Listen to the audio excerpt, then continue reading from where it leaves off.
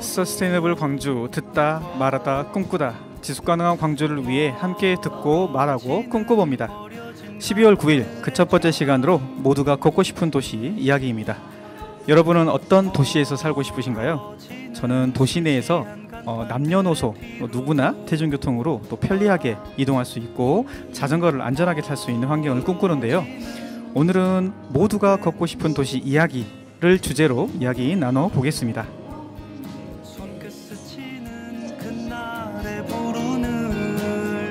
아무것도 모르는 채로 달리는 바람 그 소리를 들어보네.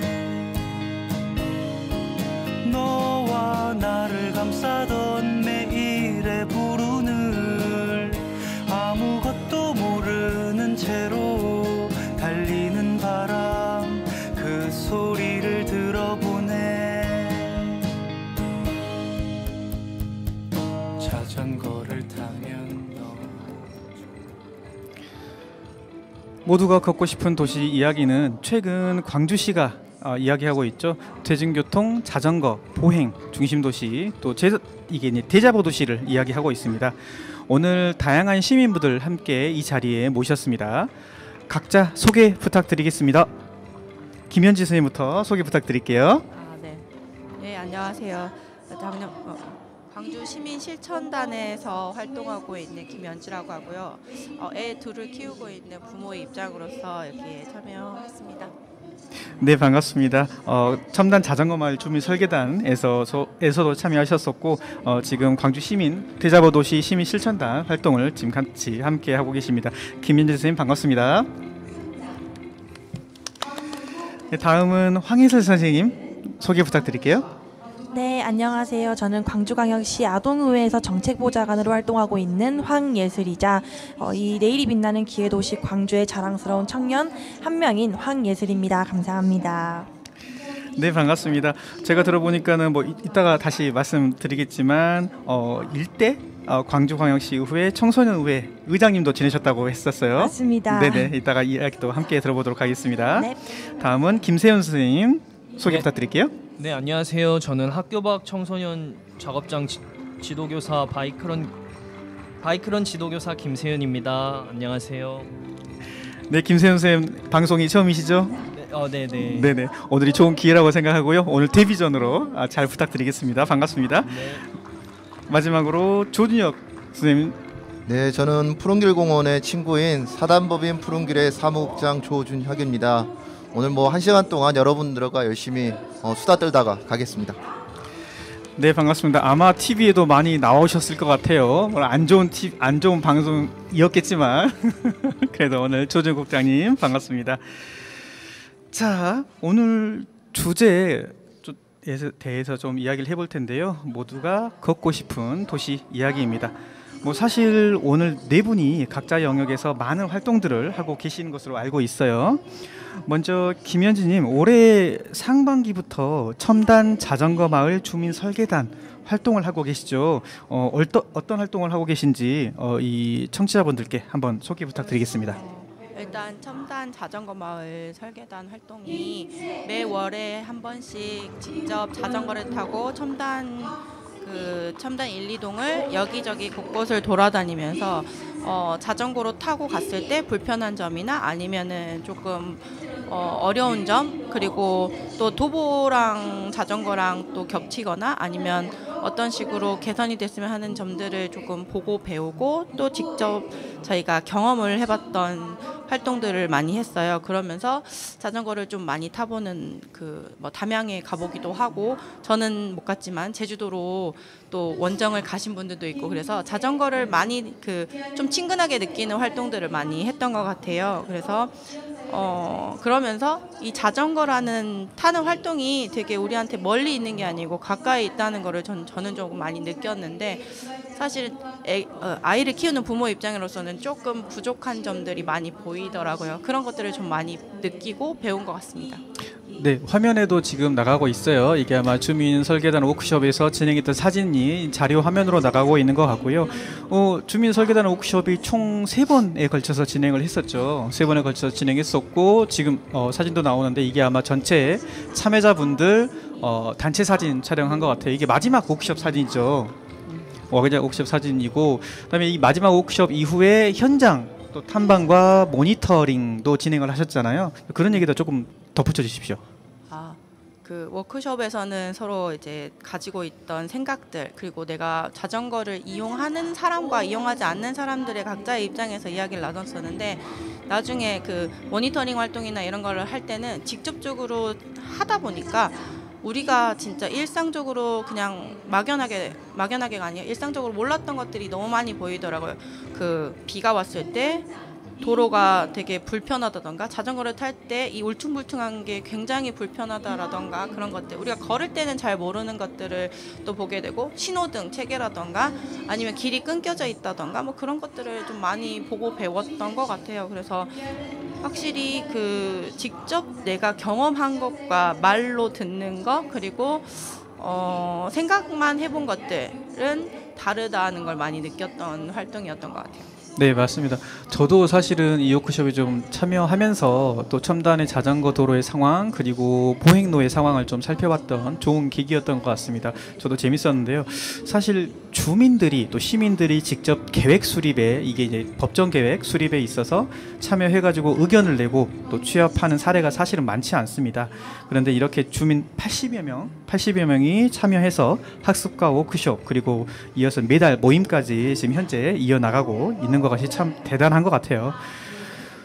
그런데 사실 주민 참여 또 시민 참여의 대표 사례가 광주에 유명한 사례가 또 있습니다. 바로 광주의 푸른길 사례인데요.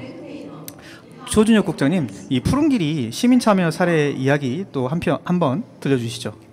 네, 그 푸른길 공원은 지금 현재 동구와 남구에 있는 도시공원의 이름인데요. 모르실 분들이 말씀드리면 지금이야 전국에서 폐선 부지를 여러 가지 도시 숲이나 공원으로 만들지만 거기의 시작이 광주 푸른길이었습니다.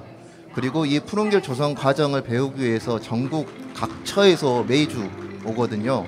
그런데 여기의 시작은 이제 광주역에서부터 효천역까지 광주 도심 구간에 폐선 부지가 생겼을 때 실제 이것을 어떻게 할 것인가 고민들이 많았는데요. 사실 처음에 광주시는 이거를 그 푸른길 공원으로 만들려고 하지 않았습니다. 그런데 주민들이 우리는 여기를 공원으로 만들어 주세요. 그 싸움을 3년 동안 98년도부터 2001년까지 3년 동안 이렇게 열심히 싸웠습니다. 막 데모 열심히 하고요. 막 그 정치인들 다 쫓아가고 해서 결국에는 여기에 공원으로 지정이 됐는데 이제 또 공원으로 만들려다고 보니 예산이 부족한 거예요. 그래서 이걸 어떻게 할까 하다가 이제 다시 그때 모였던 시민들이 뭐 이제 여러 가지 저희 이제 푸른길이라는 단체도 만들고 해서 100만 그루 헌수 운동을 진행합니다. 한마디로 나무값 좀 보태줄 테니까 빨리빨리 좀 공원 좀 만들어 주세요. 이랬는데요.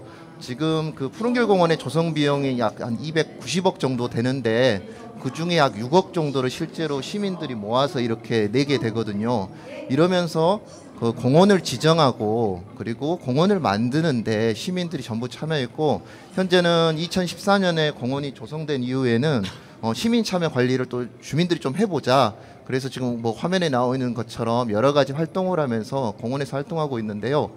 푸른길 공원이 가장 주는 의미는 도시 공간을 무언가가 생겼을 때 그걸 무언가를 결정을 해야 되잖아요. 그 결정을 주민 주도, 시민 주도로 했다는 게 있고 두 번째로는 그러면 그 과정에서 이런 그 인간의 거버넌스도 만들어지고 예산도 같이 만들어가는 과정 때문에 전국 각지에 이제 모범 사례가 돼서 저희가 널리 자랑하고 있습니다. 네, 지금 자료 사진 보니까는 이게 아마 올해 지구의 날 때 반려식물 나누기 행사인 거죠. 네, 그래서 요새는 이제 그 반려식물의 시대 아니겠습니까? 그래서 저희가 시민들에게 지구의 날에서 이제 물론 이제 반려동물을 키우시는 분도 있지만 이런 식집사들을 위한 반려식물 나눔을 저희가 진행한 사진입니다. 네, 멋지게 지금 화분을 들고 찍어 주셨는데요. 아마 이제 푸른길을 하면 대부분 광주 시민들은 아실 거예요. 아까 말씀하셨다시피 동구 그다음에 남구 구간에 걸쳐서 조성되어 있는, 지금 사진에 나오고 있습니다. 이렇게 조성되어 있는 공원 인 부분이어서 대부분 시민들이 잘 이용하고 있는 것 같습니다. 아마 근데 좀 의아해하실 것 같아요. 지금 저희가 있는 백 배경, 이게 백드롭이 아니고요. 지금 광주광역시청 1층에서 진행하고 있는 광주 지속가능발전 한마당이 진행되고 있습니다. 이제 그 프로그램으로 같이 해서 저희 방송이 진행되고 있는 거고요. 저희 방송은 라디오와 유튜브로 생중계되고 있습니다. 같이 해주시면 감사하겠습니다. 사실 이제 푸른길 사례 같은 경우에 국내에서 그 당시에는 거의 유일한 사례였던 걸로 제가 알고 있습니다. 그래서 이제 거의 매일 타 지역에서 탐방을 오고 있다고 알고 있는데요. 또 방송을 듣고 계시는 애청자분들이 이 푸른길의 가치와 또 이런 부분을 좀 잘 알고 계셔야 될 것 같습니다. 광주가 이런 자랑거리니까요. 아마 또 이제 대자보듯이 이것에 대해서 가장 선도적인 또 그런 사업이지 않나, 저는 그렇게 생각이 듭니다. 이런 활동을 하면 또 광주광역시 아동의회 활동을 안 볼 수가 없어요. 사실 우리 시민분들이 아동의회 그리고 청소년의회 이 부분이 생소하신 분들이 있을 것 같아요. 그런데 이제 이 부분을 또 우리 황예슬님께서 한번 이야기를 해주시기 바라고요. 그 다음에 먼저 그것부터 이야기해 주시죠. 네, 먼저 공식적인 명칭은 광주광역시 아동청소년의회입니다. 광주광역시 아동청소년의회는 현재 시에서 시 사업으로 운영되고 있고요. 위탁 운영으로 광주 YMCA가 맡고 있습니다. 지난 17년도 광주광역시 어린이 청소년의회로 시작하여 현재 8대 청소년의회와 제4대 아동의회로 운영되고 있는데요. 광주광역시 의회와 동일하게 아동의회 의원 23명 그리고 청소년의회도 동일하게 23명으로 구성되어 있고 1년의 임기 동안 다양한 활동도 있지만 1회 본회의와 정책선언식을 통해서 이렇게 정책을 제안하고 있기도 합니다. 또한 제가 오늘 이 자리에 나올 수 있었던 것들도 우리 아동의회에서 22년도부터 굉장히 다양한 대자보 정책들이 나오고 있습니다. 안전한 거리, 안전한 인도 보장을 뿐만 아니라 광주광역시 교육청 자전거 이용 활성화에 관한 조례안, 시정질의 등 다양한 정책들을 펼쳐오고 있는데요. 제 사진도 나오네요. 깜짝 놀랐는데요. 이토록 아동과 청소년의 목소리를 대표할 수 있도록 시에서 정말 잘 열심히 면밀하게 지원해주고 있는 사업이라고 생각합니다. 네, 말씀하신 대로 광주 지금 이 공간 옆에 광주광역시 의회가 있어요. 시 정책에 대한 감사와 견제 역할들을 진행을 하고 있는데 또 우리 아동청소년 의회가 또 별도로 운영이 되고 있습니다. 방금 사진에도 나와 있지만요. 이 아동청소년 의회가 또 이 의회의 역할들이나 그런 부분도 또 안건도 제안하고 그 조례도 제안하는 그런 활동들을 한 걸로 알고 있는데요. 혹시 이 기후위기 대응이라든지 걷고 싶은 길, 대자보 도시 관련한 이런 제안들이 좀 있었을까요? 네, 제가 일단 간략하게 말씀을 드리면 안전한 인도 보장을 위해서 어린이들이 걷기에 힘든 인도와 차도에 그런 구분이 제대로 되어 있지 않아서 어린이들이 차도를 걷는 경우가 생기지 않도록 인도를 조금 높이고 차도를 낮추자 이런 정책도 있었고요. 조금 이따가 자세하게 설명드리겠지만 현재 공용 자전거가 15세 이상부터 탈 수 있게 되어 있습니다.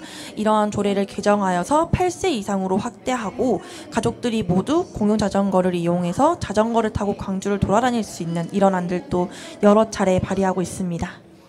맞습니다. 공유자전거가 법적으로 만 13세인가요? 13세 이상이 탈 수 있다고 알고 있는데 이제 그런 부분을 그래도 좀 더 연령대를 낮춰서 좀 탈 수 있게끔 그렇게 해본다는 말씀이시군요. 사실 저도 오늘 이 자리에 오기 전에 아동청소년 의회 홈페이지에 한번 가봤었어요. 그랬더니만 기존의 의회 홈페이지 같이 좀 잘 구성이 되어 있고 여기서 제안한 조례나 그런 부분까지 잘 나와 있더라고요. 그래서 좀 의외였었고 재미있었습니다. 그래서 이 아동청소년 의회 활동들이 조금 더 시민들이 좀 알아주셨으면 한편으로서는 좀 더 다양한 활동들을 더 하면 좋겠다라는 그런 생각이 들었습니다. 그러고 보니 황예슬님도 청소년의회 광주광역시 청소년의회 일대 의장을 하셨었잖아요. 네, 그래서 맞습니다. 그 사진을 보다 보니까 제가 아까 그 자료 사진에 있던 그런 그 당시에 이은방 의장님이신가요? 네, 네, 이은방 맞습니다. 의장님과 협약했던 사진도 제가 찾아가지고 넣어놨습니다. 깜짝 놀랐습니다. 참 재주가 좋죠. 네. 그랬는데요. 혹시 그 막간을 의장 시절에 본인의 일대 의장 시절에 가장 큰 성과라고 이야기한다면 어떤 게 있을까요? 저는 이제 우리 국장님께서 열심히 찾아주신 덕분에 제 과거 사진이 올라오기도 했지만 이 MOU가 저에겐 굉장히 좀 특별한 성과가 아니었나 싶습니다. 당시에 이제 우리 행정에서도 많이 노력을 해주셨지만 이은방 의장님과 함께 실무적인 논의도 함께 거쳐서 MOU를 거친 결과 현재 저희 아동의회와 청소년의회가 본회의를 하기 전에 시의회 의원님들과 정책 자문회 형식의 간담회를 지금 꾸리고 있습니다. 덕분에 보다 질 높은 정책들이 1년마다 개선되어 가는 것이 눈에 보이고 이런 자리를 제가 조금은 덕을 하지 않았나, 그런 게 뭐 성과라면 성과가 아닐까라는 생각을 합니다. 네. 지금 자료 사진은 방금 나갔습니다. 이은방 의장님과 업무 협약했던 사진. 사실 이 나이 또래에 법정 어떤 그런 조직들과 업무 협약을 한다는 것 자체가 굉장히 어려운 부분인데 또 사실 이런 경험을 했다는 것 자체가 좀 좋은 또 성과이면서 본인의 또 영광이지 않을까라는 생각이 듭니다. 사실 이제 걷고 싶은 도시, 사실 이 주제인데요. 오늘이 무엇보다 교육적 측면이 좀 강화되어야 되지 않나 저는 개인적으로는 생각합니다. 그래서 올 한 해 이 초등학교 어린이 자전거 안전학교를 진행해 오고 계시는데요. 김세윤 학교 밖 청소년 작업장 바이크런, 제가 지금 정신이 없어요. 학교 밖 청소년 작업장 바이크런, 이 김세윤 지도교사님 올해 교육활동 어떻게 진행되는지 제가 알기로는 엄청나게 바쁘셨다고 들었어요. 그래서 올해 교육활동 어떻게 진행되고 있는지 한번 소개 부탁드리겠습니다. 네, 올 한 해 일단 광주 내 혁신학교 11곳 자전거 안전학교 프로그램을 이수하였고요. 저희들이 안전학교 프로그램에 들어가면은 자전거를 안전하게 타는 법을 가르치는 것뿐만 아니라 자전거를 잘 못하는 친구들은 자전거를 타게 하는 법을 알려주고, 자전거를 또 탈 수 있는 친구들은 안전하게 타는 법, 자세나 수신호 등을 알려주고, 자전거 길의 탐방을 대비하여서 좁은 길이나 S자, 코스 등을 소화하게끔 하고 있습니다. 11곳의 혁신학교에서 자전거 학교를 진행을 하셨군요. 근데 11곳을 하셨는데 이게 프로그램이 한 강의만 하는 건 아니잖아요. 몇 회 차시로 보통 진행이 되나요? 저희가 보통 학교 들어가면은 차시로는 되게 10회차 정도로 진행을 10회차. 하게 되고, 10회차를 다 이수하게 되면은 자전거를 타고 다 같이 탐방을 나가는 것까지 하고 있습니다. 그렇군요. 10회차. 와, 11곳의 10회차면 산술적으로 막 계산해도 100회 이상의 교육을 했다는 거잖아요. 예, 맞습니다. 와, 올 한 해 진짜 바쁘셨을 것 같아가지고 사실은 회의라든가 그런 걸 소집하게 되면 세윤님께서는 오기가 힘드셔가지고 연락도 잘 안 되더라고요. 그래서 주간에 올해 너무 바쁘게 활동하셨던 부분 제가 알고 있어서 한 번 더 여쭤봤습니다. 사실 지금 자료 사진에 보면 나가고 있는데 이게 올해 이제 그 불량한 자전거 여행이라고 하는 컨셉으로 진행된 자전거 프로그램이 있었잖아요. 예, 맞습니다. 이 프로그램 간단하게 설명을 해주시죠. 네, 작가님과는 작년에 이어서 올해도 인연이 되어 함께 하고 있는데, 불량한 자전거 여행은 4권까지 나올 정도로 이제 초등학생들한테는 베스트셀러인 만큼 아이들에게 굉장한 인기를 끌고 있습니다. 네, 때문인지 23년도 불량한 자전거 여행은 전국에서 모집이 되어서 10명의 친구들과 저희가 함께 하동에서 목포까지 2박 3일간 180km의 라이딩을 함께 하였고, 그다음 올 한 해는 담양에서 목포까지 1박 2일간 130km의 라이딩을 함께 하였습니다. 앞으로도 작가님과 함께하는 자전거 여행은 계속될 예정이라고 하셔서 많은 관심 가져주시면 감사하겠습니다.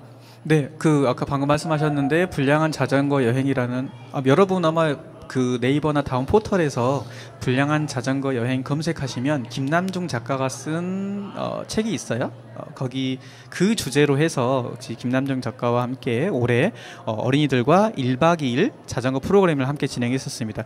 여기에서 우리 또 김세훈 선생님께서 주요하게 안전팀장 역할을 맡아가지고 우리 친구들이 안전하게 자전거 주행과 여행을 함께 진행했던 프로그램입니다. 포털에서 치시면 불량한 자전거 여행 치시면 검색하실 수가 있어요. 이거 아마 영상으로도 나왔던 것 같은데 그 포털에서 검색하시면 다 나옵니다. 요즘. 그래서 검색하셔서 보시면 올해 행사의 영상도 좀 확인하실 수 있고요. 내년에도 아마 참여하실 수 있을 것 같습니다. 막간을 이용해서 우리 음악 한 곡 듣고 올까요? 네, 그러시죠. 네, 음악 주십시오.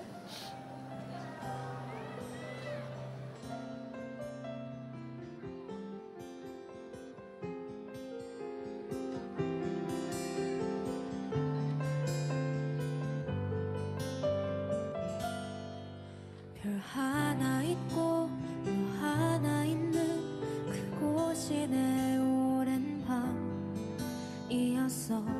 사랑이란 말이 머뭇거리어도 거짓은 없었어. 문 하나 있고 참 조용했던 그곳이 내 오랜 밤이었어. 어둠 속에서도 잠 이루지 못해 흐느껴오는 너의 목소리. 그대 곁이면 그저 곁에서만 있어도 행복했단 걸 그 사실까지 나쁘게 추억 말아요. 오랜 날 오랜 밤 동안 정말 사랑했어요. 어쩔 수 없었다는 건 말도 안 될 거라 생각하겠지만 밉게 날 기억하지는 말아줄래요. 아직도 잘 모르겠어 당신의 흔적이 지울 수 없이 소중해.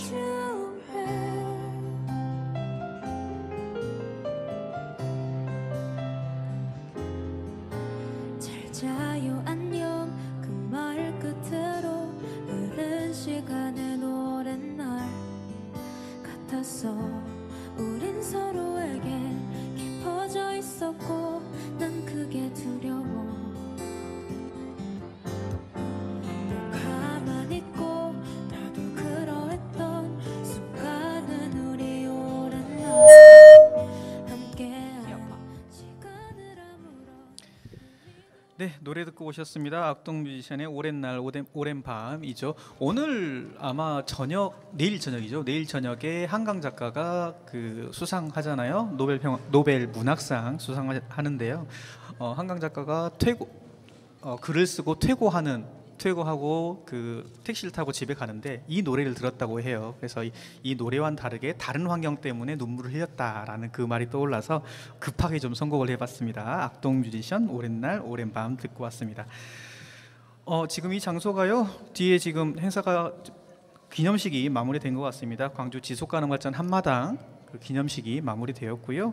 지금 저희는 시민방송 서스테이너블 광주 듣다 말하다 꿈꾸다 프로그램 진행하고 있습니다. 오늘은 그 첫 번째 시간으로 모두가 걷고 싶은 도시 이야기 나누고 있습니다.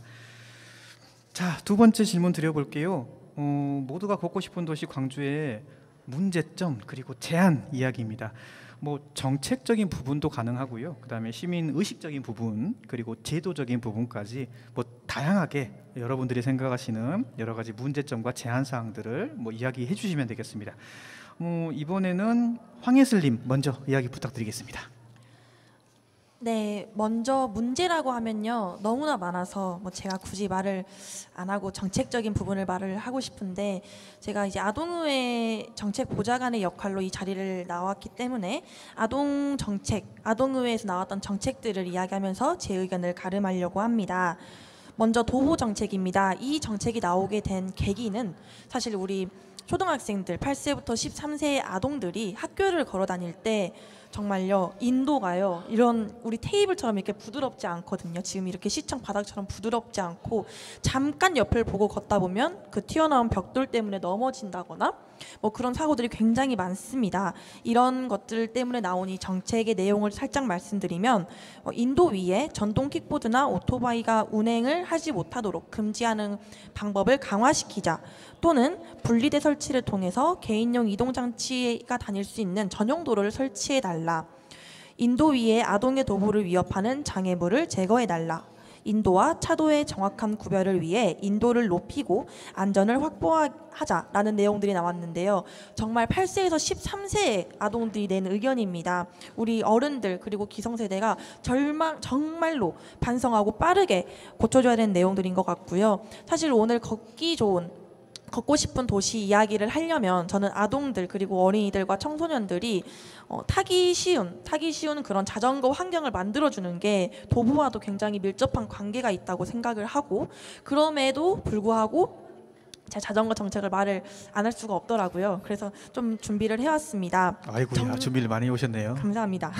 자전거 정책이요 굉장히 많이 나왔습니다. 원래 아동의회도 상임위원회가 뭐 교육문화위원회, 환경복지위원회 등등 딱 구분되어 있는 분과들 뿐이었는데, 의견이 한번 들어왔던 게 기후환경 상임위원회를 만들어 달라, 우리도 기후환경에 대한 의견을 많이 내고 싶다라고 해서 저희가 기후환경 분과를 딱 만들어줬고, 정말로 엄청 많이 들어왔던 의견들이 관내 학교에 자전거 보관소 설치를 의무화시키고 이에 대한 설치 현황을 시에서는 면밀하게 검토하라, 관내 학교 자전거 타기 교육을 의무화시키며 교육 실정에 대한 면밀한 검토를 시에서는 해줘라, 등하굣길 주변의 자전거 통행 현황 조사를 통해 자전거 통행이 어려운 현장의 경우에는 자전거 전용 도로를 무조건 조성해라, 관내 학교에서 자전거의 날 등의 자전거 포인트 제도를 통해 자전거 이용에 대한 관심 증진을 시키자. 사실 이 내용들은 현재 존재하는 조례에 있는 내용들입니다. 그럼에도 불구하고 의무화가 되어 있지 않아서 이 내용들을 개정해서 의무화로 바꿔달라는 내용도 있었고요. 올해 제안한 내용들은 좀 특별합니다. 아까도 살짝 말씀드린 것처럼 공영자전거 이용 대상을 15세에서 8세로 확대하자는 내용인데요. 사실 전주 같은 도시는 현재 어린이 자전거가 대여가 가능합니다. 그래서 이런 선례를 우리 광주에서도 따오자라는 내용도 있고, 마을의 관광지 및 대표하는 장소를 자전거를 타고 투어를 하자. 그러면 자연스럽게 자전거 교육도 시민을 대상으로 운영이 될 것이고 자전거 도로도 설치가 될 것이다 라는 것들에 대한 의견들이 많이 나왔었습니다. 올해. 네, 말씀하신 것 중에 저도 그 뇌리에 딱 박히는 게 도보, 안전한 보행 환경을 만들어야 된다라고 하는 부분은 반드시 필요한 부분인 것 같아요. 사실 시에서도 연초에 그 대자보 도시 관련한 정책에서도 여러 정책들이 많이 나왔는데 강기정 시장도 그런 얘기를 하셨다고 하더라고요. 다른 걸 떠나서 먼저 그 인도의 보행로에 지작물이 너무 많다, 이런 부분에 대한 어떻게 안전하게 다닐 수 있는 것을 좀 고려해 달라라고 이야기했던 것이 사실 생각나서 말씀드리고요. 사실 한 가지가 좀 방금 말씀하신 거 연계된 것이 하나 있어가지고 제가 지금 하나 들고 있는데요. 이게 뭐냐면 오늘 이 지속가능마트라는 한마당에서 여기 오신 분들께서 이거 관련한 내용을 하나 적어주신 게 있어요. 하나 읽어드릴게요. 안녕하세요. 저는 어린 자녀를 둔 워킹맘 정땡땡입니다. 혹시 모르니까 이름은 좀 생략할게요. 유모차를 끌고 대중교통을 이용할 때마다 사람들의 시선과 공간 부족으로 힘든 경험을 많이 했어요. 특히 출퇴근 시간에는 버스나 지하철에서 너무 눈치가 보이더라고요. 모두를 위한 교통이 되려면 단순히 시설 개선뿐 아니라 이용자들의 인식 변화도 필요하다고 생각해요 라고 적어주셨습니다. 뭐 같은 내용인 것 같습니다. 기본적으로 이 어린이도 사실은 교통 약자이거든요. 뭐 소위 장애인, 비장애인만 가르는 것이 아니라 이 어린이도 교통 약자이기 때문에 이 교통 약자를 위한 여러 가지 정책, 제도가 필요할 부분이고, 말씀하셨던 이 보행로에 대한 부분도 뭐 매우 중요한 부분인 것 같습니다. 다음은 김현주 선생님, 또 문제점을 조목조목 한번 지적해 주시죠. 황희슬 선생님처럼 조목조목 하기는 좀 어려운 것 같은데, 저는 제가 느꼈던 바대로 좀 이야기를 하자면, 사실 걷고 싶은 도시가 되고 싶은 광주잖아요. 근데 저는 사실 저희 애들하고 걷고 싶은 집 주변이 전혀 안 되더라고요. 어딜 나가면 바로 담배 냄새가 너무너무 많이 나요. 여길 가도 담배 냄새, 저길 가도 담배 냄새. 그러다 보니까 사실 첨단이 주변에 공원이 많아서 아이들하고 잠깐만 걸으면 되거든요. 5분에서 10분 딱 걸으면 공원으로 갈 수 있어요. 근데 그 공원 가는 길이 너무나 담배 냄새 때문에 멀고 또 담배 꽁초도 너무 많이 있어서 너무 더럽고 사실은 조금 걷기 쉬운 길? 그러니까 걷고 싶은 길이 솔직히 아니긴 하더라고요. 특히나 아파트 단지 같은 경우는 그래도 정비가 좀 되어 있는 편이긴 한데 저는 주택에 사는데 주택 주변이나 이런 데는 특히나 더 관리가 안 됐다고 해야 되나? 그래서 그런 부분도 너무 불편하고 사실 아이들하고 이게 어느 정도 자전거를 탈 수 있는 나이가 된 아이들이면 내가 자전거를 3대를 끌고 뭐 갈 수 있어요. 근데 저희가 둘인데 어려요. 그러면 이 아이들을 데리고 자전거를 타고 가기에는 자전거가 개인용밖에 사실 우리 주변엔 개인용밖에 없잖아요. 제가 작년인가 재작년에 그 마더로드라는 그 영화를 본 적이 있어요. 독립 영화 그쪽에서. 근데 거기에서는 자전거 타는 엄마들의 이야기가 나왔는데 외국에는 자전거가 굉장히 많은 발달을 이뤄서 짐 자전거든가 뭐 6인승 자전거까지도 되는 그런 그 아이들이 6명인데 그 6명을 전부 다 태우고 가는 그게 물론 그분이 노력한 것도 있겠지만 그걸 가능하게 할 수 있는 그 환경 시설물이라던가 그거를 개발하는 것도 저는 되게 부럽게 느껴지더라고요. 여기서는 내가 아무리 찾아도 뭐 엄마 자전거든 어떤 자전거든 무엇을 하든 할래도 개인 1인용 자전거밖에 사실은 보기가 힘들고 구하려면 뭐 몇 천만 원씩 들여서 외국에서 들여올 수도 없는 거잖아요. 그럼 결국은 제가 선택할 수 있는 길은 결국은 가까운 거리여도 애들하고 빨리 가기 위해선 10분 거리를 1시간이 아니고 10분으로 가기 위해서는 결국은 자꾸 걷는 것도 힘들고 운전을 하게 되는 경우도 많이 있더라고요. 또 그리고 아이들이 없다 하더라도 주변에서 내가 주변에 있는 로컬 푸드를 이용하고 싶은데 짐을 들고 자전거를 타기는 또 너무 어려운 그런 상황들이 있으니까 이런 거를 좀 뭐 탈착 시기도 좋으니까 이런 다양한 환경의 그런 시설이나 아니면은 보여주기가 있으면 좋겠다. 나도 하고 싶고 나도 좀 타고 싶은데 환경적으로 그게 너무 안 되는 거예요. 그리고 또 유모차도 마찬가지지만 제가 그 끌고 다녀보니까 이렇게 자전거에 연결하는 걸 한번 써본 적이 있어요. 애들 유모차를. 근데 대부분 주위에서 그거 가지고 나가면 다 위험하고 뭐하러 그렇게 하냐 그러면서 엄청 사실 욕을 할 때도 있어요. 그래서 되게 불편하더라고요. 정말 아까 그 말씀하신 것처럼 시선 문제도 내가 자전거를 끌고 싶지만 엄마가 왜 저런 위험한 상황에 애들을 방치를 하는 거야? 뭐 하는 짓이지? 이런 너무 시선도 좀 너무 어렵고 그래서 저는 이 대자보도시가 성공을 하기 위해서는 이게 뭐 어떤 거든 상관없는데 자전거 타는 게 너무 쉬운 환경이 돼야 되지 않을까 생각이 들어요. 그리고 특히 자전거를 하다못해 바퀴 충전하는 거, 바람 충전하는 게 주변에 너무 없어요. 심지어 광산구에 지금 2군데 있는데 2군데 고장 났거든요. 얼마 전에 갔더니 당황스럽더라고요. 첨단이 지금 자전거 그 특화 마을로 선정이 됐음에도 불구하고 그게 너무 시설적으로 또 안 되어 있고 이런 부분 하나하나가 다 개선이 돼야 되는 부분이지 않을까라는 생각이 들면서 이야기를 마치겠습니다. 네, 방금 좀 전에 이제 자료 화면에도 보셨었지만 이 좁은 길이 같은 경우 자전거 타기도 사실 어려운 부분이기는 해요. 그래서 저런 부분도 사실 정비도 안 되어 있죠. 그래서 아이들과 어린이들과 같이 타기가 매우 어려운 부분이 있는 것 같습니다. 여기도 나와 있지만 사실 여기는 자전거 도로가 없어야 맞아요. 없어야 맞고 그런 부분에 억지로도 표기가 되어 있는 부분이 있는데 이런 부분에 대한 정비도 필요한 부분인 것 같습니다. 자, 바로 빠르게 넘어가 보겠습니다. 다음은 조준혁 국장님, 간단히만 말씀해 주십시오. 뭐 어떤 부분이 문제인지. 뭐 저는 간단히 해야 됩니까? 네, 간단히 하셔야 됩니다. 길게 하시면 안 됩니다. 다들 문제점을 말씀드리니까요. 저는 오히려 좀 칭찬을 먼저 하고 시작하겠습니다. 아이고야. 지금 광주시에서 대자보 정책을 이렇게 추진하고 있잖아요. 그런데 이제 광주의 여러 시정 보면 삽질하고 있는 게 굉장히 많은데 대자보 정책만큼은 이게 좀 빛이 안 나는 것 같아서 오히려 아쉬운 정책입니다. 왜 그러냐면 대중교통, 자전거, 보행 특히나 이런 부분에 대해서는 대규모의 이런 것들 막 그 변화를 수반하잖아요. 그렇기 때문에 그 전에 시장님들이 이런 립 서비스로 하기는 했는데 실제로 뭐 대중 그 자전거나 보행 환경 개선을 위해서 실제로 뭔가 적극적으로 하진 않았거든요. 그런데 뭐 이제 현재 강기정 시장님께서 대자보 정책 하겠다 하고 실제로 이제 도시철도 1호선 그 도로 복원에 맞춰서 이런 전반적인 체제를 개편한다고 해서 그 부분은 참 강기정 시장님이 잘하고 있다.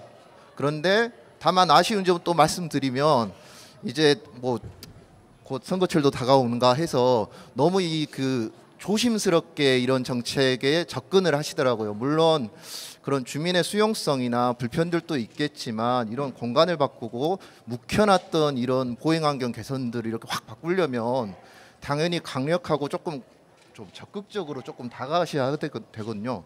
그러니까 저는 오히려 더 이런 여기 이 방송을 보시는 분들이나 아니면 여기 계신 분들도 대자보 정책이 진짜로 일반 개인에게 도움이 되는 정책이라고 조금 이해해 주시고 많이 칭찬해 주셨으면 좋겠어요. 그래야 시장님도 신이 나가지고 좀 더 보행 환경 개선, 자전거 예산을 팍팍 이렇게 지원하지 않겠습니까? 아 저기 지금 저희 푸른길 사진이 나오는데요. 저기 울창한 숲이 보이는 데가 바로 푸른길입니다. 저런 길을 광주에 걷고 싶도록 여러 동네에다가 만들자는 겁니다. 그러면 저 아래로 저런 그 숲을 따라서 사람들이 길을 걷기도 하고 그 옆으로는 자전거를 타기도 하고 정말로 그렇게 되거든요. 그런 이제 환경을 만드는 게 가장 중요할 것 같고요. 그리고 두 번째는 이제 그 정책에서 이제 순서가 있잖아요. 그러니까 대중교통, 자전거 우리가 뭐 보행해서 대자보를 하지만 여기에서 가장 약자는 어찌됐든 간에 보행자거든요. 그러니까 이런 그 정책의 우선 이제 그 다듬는 순위가 보행자를 먼저 하고 그다음 자전거 이런 단계로 나가야 되는데 이게 아무래도 그 행정을 집행하는 사람들은 돈 많은 게 장땡이거든요. 그런데 예산은 대중교통하고 자전거 예산이 더 클 수밖에 없어요. 왜 그러냐면 도로를 깔아야 되고 뭘 바꿔야 되고 시설물 설치해야 되는데 그런데 보행자는 좀 보도 관리하고 요 정도 되니까 예산이 작아서 실제로 관심도가 좀 낮은 것 같아요. 그래서 정책을 추진하신 분들은 이런 그래도 뭐 예산 큰 요 그 같은 대자보여도 여기에만 관심을 갖지 마시고 좀 보행자 위주로 조금 해주시면 되겠고요. 그리고 연구하시는 분들도 실제로 보행 환경이 개선돼야만 사람들이 걸으면서 그 동네에서 뭐 가게 물건도 사 먹고 뭐 커피도 마시고 이러기 때문에 실제로 보행 환경 개선하는 것이 결코 그냥 단순한 보행 편의가 아니라 동네나 소상공인을 살리는 그런 정책이라고 이해해 주시면 훨씬 더 감사드리겠습니다. 네, 맞습니다. 이 정도면 간단히 간단히는 아니지만 아니었습니까? 네. 죄송합니다. 많은 예산과 정책이 투여가 돼야 되는 게 사실 도시를 바꾸는 부분 그리고 이 대자보 도시를 만들어가는 기본 부분인 것 같습니다. 말씀하셨다시피 좀 아쉬운 부분이 있는데요. 조금 더 만들어 나가야 될 것 같고요. 마지막으로 김세윤 선생님 한번 말씀해 주시죠. 네, 그 옆에 선생님들께서 너무나 훌륭하게 설명을 잘 해주셔서 저는 짧게 희망사항만 말씀드리겠습니다. 그 현재 광주 내에서 자전거 교육 혁신 학교에서만 좀 하고 있는데 일반 학교까지 좀 욕심을 내서 안전학교 프로그램을 확대했으면 좋겠고 그다음에 여성분들이나 어르신분들이 자전거에 취약한 계층으로 알고 있는데 이런 부분들도 좀 확대해서 프로그램을 진행했으면 좋겠습니다. 네, 이상입니다. 네, 감사합니다. 지금 자료 사진에 나오고 있어요. 저게 아마 지구의 날 행사 때 자전거 대행진들 준비하는 과정인 것 같습니다. 아마 행사 준비 전에 자전거를 준비해놓고 진행한 사진이고 저건 자전거 교육 사진이잖아요. 네, 초등학교 맞습니다. 들어가서 자전거 교육했던 그런 사진들이 나오고 있는 것 같습니다. 참 재미있을 것 같은데요. 시간상 제가 마지막 질문을 좀 드려볼게요. 뭐 질문은 아니고요. 사실 오늘 이 시간이 좀 많이 있었으면 다양한 이야기 나눠보면 좋았을 것 같은데요. 다음 기회에 또 걷고 싶은 길, 또 대자보 도시 광주를 위한 이런 이야기들은 또 다음 기회에 좀 더 길게 나누는 시간 또 가져보도록 하고요. 마지막으로 제안드릴 사항이 사실 지금 시국이 참 말도 안 되게 좀 짜증도 나고 화도 나고 좀 그렇습니다. 뭐 그렇지만 뭐 그런 이야기를 뭐 한다기보다는 연말이니까 또 우리 애청자분들, 시청자분들께 뭐 한마디씩 덕담이라고 해야 될까요? 이제 그런 마지막 말로 마무리하도록 하겠습니다. 누구부터 하실까요? 김현 쌤부터 하시죠. 마지막 덕담 애청자분들께. 덕담이요? 네, 덕담. 애들한테도 안 하는 걸 글쎄요. 아니면 당부상으로 해주셔도 될 것 같습니다. 저는 그러면 일단은 우리나라는 도보나 자전거에 대한 인식이 이게 운송 수단이라고 안 하는 거에 대해서 조금 생각을 해봤으면 좋겠다는 게 큰 것 같아요. 그러니까 차나 아니면 버스나 이런 거 택시만 운송 수단이 아니고 내가 걷는 거 아니면 내가 자전거 내 두 발로 걷는 거든 아니면 뭐 전기 자전거든 그런 모든 것들이 다 운송 수단이고 하다못해 유모차나 그런 것도 다 애들 키우다 보니까 그 생각이 들었는데 운송 수단이니까 이런 것들을 너무 불편하고 내가 안 하는 거니까 저거는 좀 이상한 거야라는 시선보다는 다양하게 걷고 다양하게 그렇게 이동을 할 수 있는 방법이 있구나를 이해를 좀 이게 뭐라고 해야 되나 이해를 해주시고 조금은 다정한 시선으로 바라볼 수 있었으면 좋겠다 이런 것들을 바라는 바입니다. 다양성에 대한 부분으로 좀 인정해 달라 그런 부분을 당부해 주셨습니다. 네, 다음은 김세윤 선생님. 네.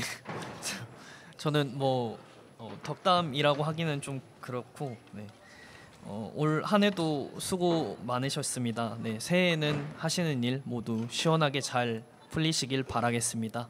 네. 아이고 감사합니다. 네. 완전한 덕담. 다음은 황예슬님 마지막 부탁드릴게요. 네, 2024년 갑진년 청룡의 해가 저물어가고 있습니다. 한 해 동안 정말 많이 고생하셨습니다.